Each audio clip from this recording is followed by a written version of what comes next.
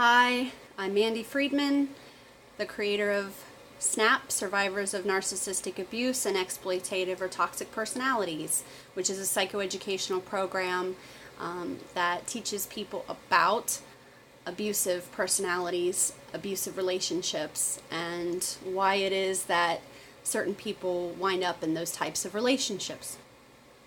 One of the topics that comes up from time to time is forgiveness, and that usually comes up in therapy when someone is saying something like, I should be able to forgive this person, but I just can't. Or they might say, so and so told me that what I need to do is just forgive them and then I'll feel better. But I just don't know if I should or if I can. So the person will, for some reason, feel like that they should be forgiving, and wondering, how they could possibly go about that. There are some people who, through whatever means and for whatever reasons, have felt like that they needed to forgive the person who harmed them. And when they were able to achieve that, it gave them relief and maybe a sense of peace. It works for them. But that's not true for everyone. The person who is inflicting the abuse is usually someone who is supposed to be a supportive figure, a caring figure, someone that has the best interest of their target or the victim in mind. You're supposed to have been cared for by this person, a priest, a coach, a teacher, your parent, your sibling, your uncle, your child in some cases, that this is somebody who you are vulnerable with, that you that might have some kind of power or control over you in your life, especially when you're a kid. You don't have a whole lot of choices, and so you are forced to spend time with people that you don't want to as a kid, and so when we have been the victim of abuse, it's hard to really make sense of why this person would do this to you, because they're supposed to love you, they're supposed to care about you. Maybe it's a spouse that you've done everything you can to support this person, you're their biggest cheerleader, you have children with them, you've given everything to this person, and yet you're being used and abused. So during the time that the abuse is happening, forgiveness is a tool that the abuser uses to keep the target stuck in the circumstance. In other words, one of the questions that people ask all the time is, well, if he's so horrible, why does she stay? If she hates him so much and he's so terrible, then what's she still doing there? And well, she's still there because she's a forgiving, resilient, hopeful person who believes that she can turn her circumstances around because she has that depth of character. She can move mountains with her will, and so why can't she make this work too? So a forgiving nature is a key feature to targets of abuse. Even as a child, if you're being abused by someone, they might come to you and feign an apology. You shouldn't tell your parents about this. I'm sorry I put you in that circumstance, and I hope you can forgive me. And that Christ wants us to forgive. And as a kid, thinking, yeah, well, Jesus did say that we're supposed to forgive. And, maybe I'll just be a good boy or a good girl and not say anything. And that's, somehow forgiveness turns into secrecy. But forgiveness is a tool that abusers use, because by nature, targets of abuse are forgiving. And they have forgiven over and over and over and over again in order to survive their circumstances. So when someone says, what you need to do is just forgive them, that's sometimes just downright offensive. If you have someone that you're speaking with that's trying to process something with you in terms of some abuse that they endured, and you mention forgiveness, just keep in mind that that in some ways is just re-victimizing, re-traumatizing the person, because basically you're putting it back in their lap that, you know, if you could just, if you had the strength of character or the level of spirituality that it takes to forgive this horrific, these horrific deeds, then you would be, you know, a level above. And if you could just muster that, then you'll feel better. It's just really denying the person their what they need to make sense of what happened. And also, it denies them the permission to treat the person the way they deserve to be treated, which is, get away from me, don't ever talk to me again, you're not welcome in my life. And furthermore, being worried about future victims. Should I say something about this person? Because they're going to walk around continuing to abuse others. When you're the victim of abuse, that's a whole other ball game. It's not like somebody said something mean and you just need to get over it. This person had no empathy for you when you were in pain. Some abusers are sadistic. Some abusers are just so self-consumed because they're narcissistic or they have an untreated condition that they can't even put themselves in anyone else's shoes. They just can't.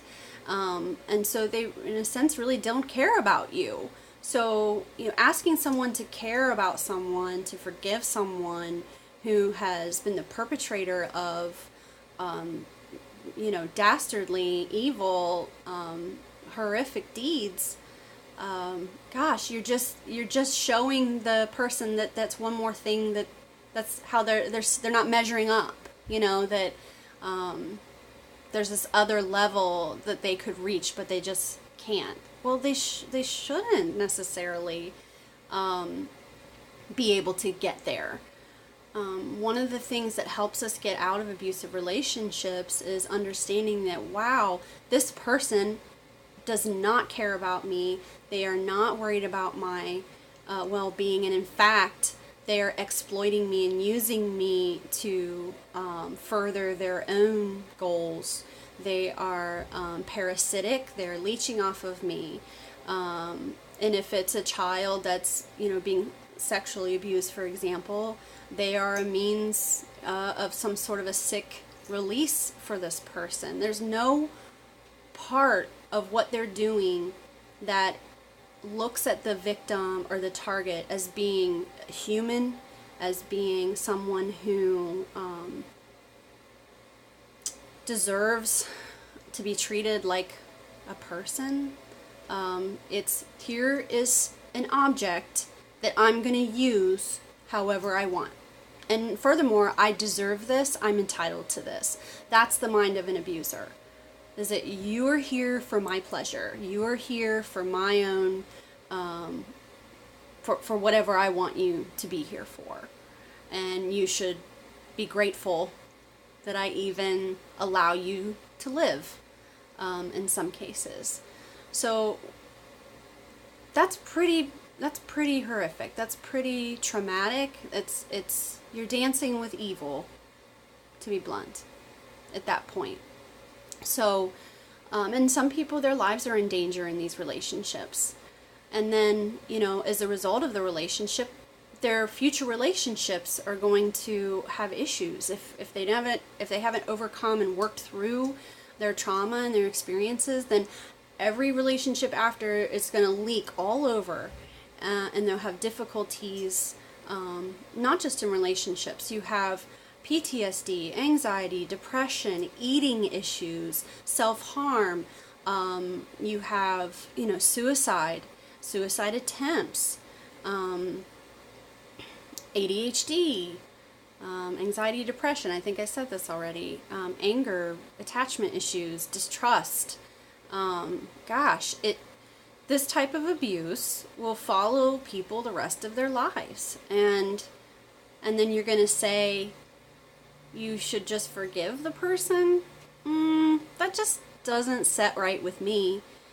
Now, again, if someone comes to that conclusion that that's something they need to do, and they do it and it works for them, that is fantastic. That's wonderful. We all have our own individual ways that we will need to process these experiences, and so what works for some person or somebody may not work for someone else. I guess, the reason why I decided to talk about this is because the nature of the targets, their common features, they're beautiful people, they're strong people, they're forgiving people, they're resilient people, they're hopeful, they're non-judgmental, they look for the best in others, and when that is used against you by someone, your instinct then is to rid yourself of those qualities. You know what? I'm not going to be trusting anymore. I'm not going to give people second chances. I'm not going to be forgiving. Well, that's just the abuser winning, isn't it? To take those things away from you. We don't want to do that. We want to keep our good qualities and continue to be forgiving, resilient, hopeful people. So we don't want the abuser to destroy those parts of us. And asking someone who's been abused to forgive their abuser, I don't know. I'm just not a fan of that. But if it works for someone, that's good. I just wouldn't suggest saying that to someone who, if it's worked for you and you suggest it to someone else, if you frame it the right way, hey, this is what worked for me, but you're going to do whatever you need to do, that's okay, I guess. But especially if there's any counselors watching this, forgiveness is a sticky subject. Perhaps the word acceptance might be a little bit better, that we accept our circumstances, the reality of our circumstances, that we're not going to rationalize anymore. We're going to see things for what they are and accept that this is how we spent the last 5 years of our life. That yes, I did, waste all this money, time, energy, emotion, 15 years of my life, and he did these things to me or she did these things to me.